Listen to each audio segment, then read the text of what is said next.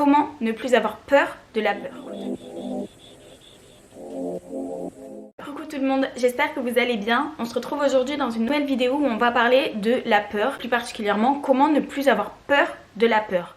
On a tous tendance à craindre la peur, à considérer ça comme quelque chose de négatif. Toutes les émotions liées aux angoisses, au stress, à tout ce qui touche à la peur en fait, considérer tout ça comme quelque chose de péjoratif alors qu'en réalité elle peut être très saine. Simplement pour nous mettre une sorte d'alerte, pour nous prévenir tout simplement qu'on n'est pas prêt à faire ce qu'on a envie de faire, en fait. Dire en quelque sorte, tu dois encore un petit peu travailler pour être vraiment au point et prêt à passer à l'action. En fait, la peur qu'on a parfois avant de se lancer à faire quelque chose est totalement saine et là pour nous prévenir, pour nous mettre en garde que c'est pas encore le bon moment et qu'il faut encore un petit peu travailler son projet. Il y a aussi cette petite part qui dit que avoir peur, c'est ne pas avoir confiance en nous. Et comme on dit beaucoup que la base c'est d'avoir confiance en soi, on se dit que si on a peur c'est pas normal, c'est pas bien. Nous on veut absolument chercher à avoir confiance en nous, donc du coup on doit éliminer, éradiquer toutes sortes de peurs qui surgissent en nous. En fait on dit que la peur est égale à un problème, du coup ça prouve qu'on n'a pas confiance en nous et que nous on veut avoir confiance en nous. Donc peur est égale problème. Mais le problème c'est pas la peur, on a tous peur de faire quelque chose pour la première fois. C'est totalement normal de ressentir ce petit stress en fait avant de faire quelque chose pour la première fois. D'ailleurs c'est quand tu te mets à croire que la peur est un problème que tu as de plus en plus peur. C'est-à-dire que t'as peur d'avoir peur et c'est un cercle vicieux en fait, ça s'arrête pas. Si moi demain on me dit d'aller animer un cours de sport devant le Stade de France complet, je serais effrayée, je serais totalement paralysée. Mais en même temps je serais super excitée. C'est une source de stress mais en même temps c'est une adrénaline, mais une adrénaline positive. Et en fait le truc c'est pas de vouloir anéantir la peur, c'est de l'apprivoiser. Reconnaître quand elle est saine ou normale. C'est-à-dire quand elle est là pour vous prévenir que vous n'êtes pas encore au point, qu'il faut encore travailler, ou normal parce que c'est quelque chose que vous faites pour la première fois et que ce stress a toute sa place d'être en fait.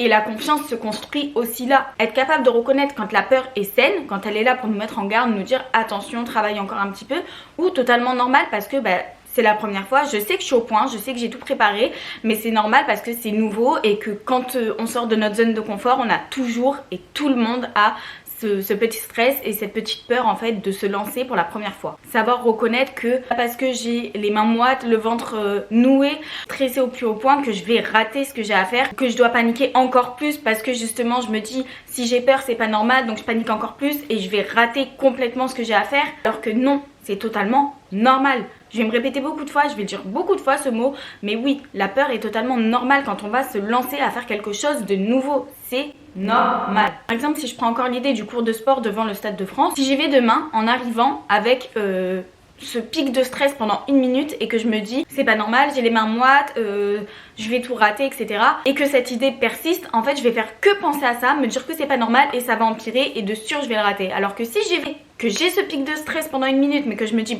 c'est normal, je suis effrayée parce que j'ai jamais vu autant de monde, j'ai jamais fait un cours devant autant de monde, mais tout va bien se passer et tout, la minute va passer, je vais même pas me focaliser sur cette pensée, je vais juste penser à mon cours de sport et en fait ce stress va partir tout seul, je vais kiffer et ça va être même mieux que ce que j'avais prévu. En fait le problème c'est pas la peur, c'est de croire que la peur est un problème alors qu'elle est totalement normale. Après sache aussi que la peur est un facteur social et ça a été prouvé scientifiquement. Pourquoi? Parce que justement ce que tu vis, les peurs que tu as, les angoisses que tu as, il y en a des millions autour de toi qui ont les mêmes et qui se reconnaissent en fait quand tu en parles, t'exprimes, quand tu pleures pour quelque chose, millions qui comprennent et qui ont été dans la même situation que toi. Monsieur et Madame Parfait de toute façon n'existe pas, on a tous des peurs. D'ailleurs il faut savoir que vous savez le petit Ken là dans Toy Story par exemple, au tout départ il avait été prévu comme un personnage totalement parfait avec zéro défaut etc. Et ça a fait un flop total. Pourquoi? Parce qu'en fait il n'y a aucune personne qui a réussi à s'identifier à ce personnage et pour qu'un film marche, il faut que les personnes qui regardent ce film puissent s'identifier, puissent se reconnaître pour pouvoir s'attacher à l'histoire, pour pouvoir s'attacher au personnage. Et là en fait c'était pas le cas. Donc du coup c'est pour ça que le producteur du coup a changé un petit peu le personnage en lui-même et lui a ajouté quelques petits défauts. Et donc du coup là ça a mieux marché parce que il y a eu des personnes qui ont pu s'identifier à ce personnage. Donc en fait, être parfait déjà c'est pas possible, ça existe pas, mais en plus de ça c'est fade, ce serait triste en fait parce que justement personne ne pourrait s'identifier, personne ne pourrait se reconnaître, personne ne pourrait être inspiré. Contrairement à ce qu'on peut penser, personne ne pourrait être inspiré par cette personne parce qu'on sait que ce serait impossible d'être comme lui en fait et de se retrouver en lui. Donc avoir peur c'est totalement normal et en plus ça construit ta confiance en toi parce que justement tu la surmontes cette peur. Mais d'ailleurs je vais te faire une petite nuance entre confiance et courage. La confiance c'est la capacité à agir sans peur. Le courage, c'est la capacité à agir malgré tes peurs. Et là, il y a une réelle différence et c'est beaucoup plus intéressant. Être capable de dépasser les croyances que tu as ancrées en toi, les croyances que tu entends autour de toi, capacité à aller défendre quelqu'un dans la rue qui se fait agresser, quitte à prendre toi-même les coups, mais en te disant c'est pas grave, j'ai peur, mais c'est pas grave, j'y vais parce que je sais que je dois y aller. Tout ça, ça donne du courage et ça change une vie. Après, bien sûr, on peut faire plusieurs choses pour accepter et justement dépasser ses peurs. Moi, j'ai une technique qui personnellement a marché avec moi et qui marche avec plusieurs personnes que j'ai autour de moi à qui je conseille ces techniques. C'est la technique des petits pas. Alors, je sais qu'il y en a qui abandonnent beaucoup cette idée parce que à l'heure d'aujourd'hui, on a tendance à tout vouloir tout de suite, du jour au lendemain, ne pas être patient, ne pas vouloir faire les choses par étapes, etc. Sauf que je vous le dis clairement, il n'y aura jamais de changement radical et surtout sur la durée du jour au lendemain. C'est impossible de passer de tout noir à tout blanc du jour au lendemain. Et comme je dis souvent, un petit pas par jour vaut bien mieux qu'un énorme pas un jour et de s'arrêter ou voire même de reculer. On monte beaucoup plus haut en escaladant une marche par jour et on obtient de bien meilleurs résultats. Donc l'idée des petits pas, c'est de faire un effort par jour, mais un effort un petit peu inconfortable, mais assez confortable quand même, vous voyez, c'est-à-dire de ne pas dépasser votre plus grande peur le premier jour. Par exemple, moi, je vais vous donner mon expérience. Une de mes peurs à l'époque, enfin mes peurs, de mes angoisses à l'époque, c'était de faire du sport devant des garçons. Les filles comprendront. Donc qu'est-ce que j'ai fait pour essayer de surmonter cette peur, de surmonter cette angoisse? J'ai commencé par m'inscrire à des petits ateliers de sport qui se passaient dans le parc de ma ville. C'était un petit groupe de 10 personnes, donc il y avait 7 filles et 3 garçons. Et déjà rien que devant 3 garçons, c'était pour moi énorme. J'étais vraiment stressée, paniquée, j'aimais pas les comportements, les regards, tout ça. Enfin voilà, ça me mettait mal à l'aise. Donc du coup le premier jour ça a été vraiment très compliqué pour moi. Je me suis mis vraiment dans un coin, je restais focus sur ce que disait la prof, je regardais personne, j'étais vraiment dans mon coin, etc. Et puis petit à petit j'ai essayé de m'ouvrir un peu plus, j'ai essayé de m'intégrer un peu plus au groupe. Puis après c'était même eux qui venaient vers moi. Et puis au final je finis par rigoler, par créer un groupe d'amis. On se voit même maintenant des fois de temps en temps, on se parle souvent par message, etc. Maintenant il n'y a vraiment plus aucun souci. Puis j'ai passé l'étape de la salle de sport, puis etc. Enfin bref, vous voyez, on commence par un petit pas. Vraiment ça peut être ridicule pour certains mais on s'en fout, chacun ses peurs. Votre peur est ridicule pour lui, peut-être que sa peur à lui sera ridicule pour vous. Mais il n'y a pas de ridicule, on s'en fout, chacun a ses peurs et c'est comme ça. Pensez à vous, pensez à vos objectifs, vous ce que vous voulez arriver à faire et peu importe ce que vous disent les gens, peu importe ce que vous entendez, si on se moque, si ça, plus personne ne se moquera une fois que vous serez là où vous voulez être. L'idée c'est de se lancer des défis petit à petit chaque jour, même après une fois que vous avez terminé celui-là, s'attaquer à une autre peur, vous pouvez même mélanger les peurs. Moi je sais que justement à l'époque, pour reprendre encore mon expérience, donc j'avais cette peur liée au regard des garçons plus particulièrement, puis aussi j'avais mon anorexie qui m'infligeait des peurs totalement irrationnelle, mais voilà, j'avais peur de manger. Donc ce que je faisais c'est que je me défiais par rapport au regard des garçons en faisant mes séances de sport, etc.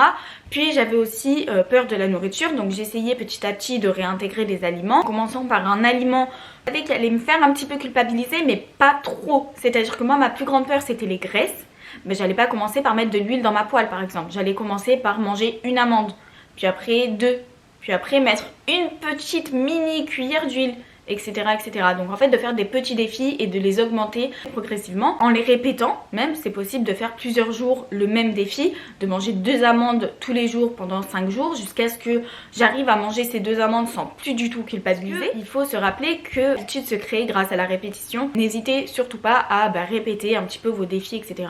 jusqu'à ce que ça devienne quelque chose de plus aussi stressant que ça l'était au départ. Il faut savoir qu'il y a des peurs, des peurs auxquelles on ne s'habitue jamais. Enfin, je pense surtout par exemple vous savez, aux comédiens. Pourtant ils ont fait des spectacles toute leur vie, mais c'est un public différent, c'est un texte différent, il y a toujours ce stress de rater ou d'oublier une scène. Enfin vous voyez, il y a des genres de peurs comme ça auxquelles on ne s'habitue pas. Pourquoi? Parce qu'il y a cette notion de nouveauté. Et c'est là aussi que leur confiance entre en jeu en se disant ok, c'est normal, je suis stressée, c'est l'adrénaline, etc.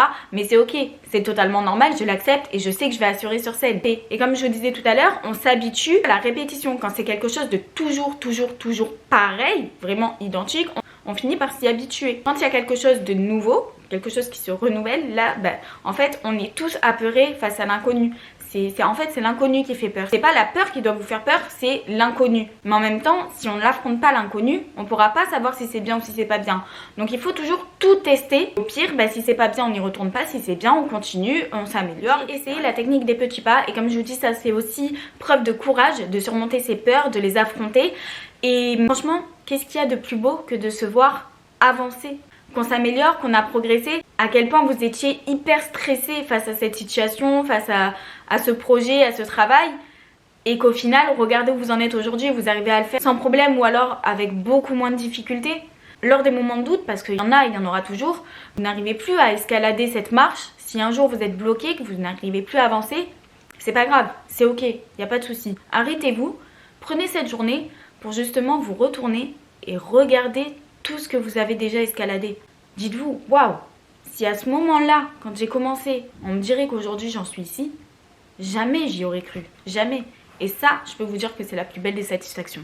Par exemple, moi, encore une fois, qui souffrais d'anorexie mentale extrêmement sévère, effrayée face à un morceau microscopique de bout de pain, imaginez si aujourd'hui j'aurais pas persévéré. Imaginez si aujourd'hui je me serais dit mais j'ai peur, c'est pas normal en fait, donc ça veut dire que ce bout de pain il est pas bon, donc non. Si j'ai peur ça veut dire que c'est pas normal, donc je vais pas le manger. Imaginez si je me serais pas dit en fait non c'est normal, entre guillemets, je suis malade, donc ce que je vais faire c'est que je vais affronter cette peur et je vais le manger. Je sais que c'est pas mauvais pour moi, je sais que je suis prête à le manger. Imaginez si je me serais pas dit ça, aujourd'hui je serais incapable de manger ce bout de pain. Aujourd'hui je serais encore dans mon lit sans aucune force, voire même peut-être même déjà morte en fait, parce que j'ai été incapable de me renourrir, donc voilà, vous connaissez la suite. Mais bon, c'est pas ce qui s'est passé, heureusement. Donc juste imaginez, j'aurais été incapable de manger ce bout de pain aujourd'hui, j'aurais été incapable d'intégrer un bout de chocolat, et un deuxième, et un troisième, et même de la pâte à tartiner, et de recommencer à manger totalement normalement. Donc je vous assure, en fait le plus dur c'est juste le premier petit défi. Le premier petit défi va vous lancer dans la machine. Et une fois que vous êtes parti, plus personne ne peut vous arrêter. Franchement, ne doutez jamais de votre capacité, de votre courage. Et surtout, de votre confiance. Parce que votre confiance se construit à travers votre courage. Alors osez, allez-y, n'ayez pas peur. Votre peur est normale et même saine. Votre peur, la peur en fait c'est un petit peu notre amie. Elle n'est pas là pour nous mettre des bâtons dans les roues, bien au contraire. Alors vous l'avez fait, vous avez traversé des épreuves que vous n'auriez jamais pensé pouvoir traverser. Vous l'avez fait, vous pouvez encore le faire et vous le ferez. Moi en tout cas je crois en vous. J'espère que cette vidéo vous aura un petit peu aidé. Et si c'est le cas, n'hésitez pas à mettre un petit pouce bleu, un petit commentaire, à partager. Aussi à venir me rejoindre sur Instagram, je vous le remets juste ici. Moi en attendant je vous fais des bisous et je vous dis à bientôt.